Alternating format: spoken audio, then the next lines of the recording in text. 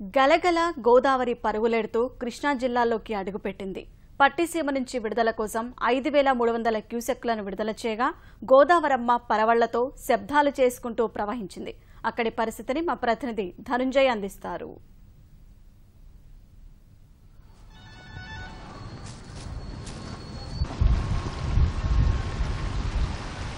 పట్టిసీమ నుంచి పరుగులు పెడుతున్నటువంటి గోదావరి గలగలలు పోలవరం కుడికాలువ నుంచి చూడొచ్చు. ప్రస్తుతం ఈ గోదావరి గలగలల సవ్వడి మనం వింటే కనుక పోలవరం కుడికాలువ దాదాపుగా 174 కిలోమీటర్ల మేర ప్రయాణిస్తూ ఇది కృష్ణా జిల్లాలోకి అడుగుపెట్టింది. మొత్తం గోదావరి నీరు దాదాపు 80 టీఎంసీల మేర ఈ ఏడాది కూడా సీజన్లో విడుదల చేయాలని చెప్పి రాష్ట్ర ప్రభుత్వం భావించింది. ఇందులో భాగంగానే ఈ పట్టిసీమ నుంచి నీటిని విడుదల చేస్తున్నారు. దాదాపుగా 16.1 అడుగుల ఎత్తు మేర ఈ పట్టిసీమ ప్రాంతంలో ఉండడంతో 9 పంపుల సాయంతో ఈ ప్రస్తుతం ఈ నీటినంతా కూడా తోడుతున్నటువంటి పరిస్థితి ఉంది. ఈ నీరంతా కూడా కృష్ణా జిల్లాలో అడుగుపెట్టింది. కెమెరా పర్సన్ నరేష్ తో కలిసి ధనుంజయ్, ఈటీవీ న్యూస్, కృష్ణా జిల్లా.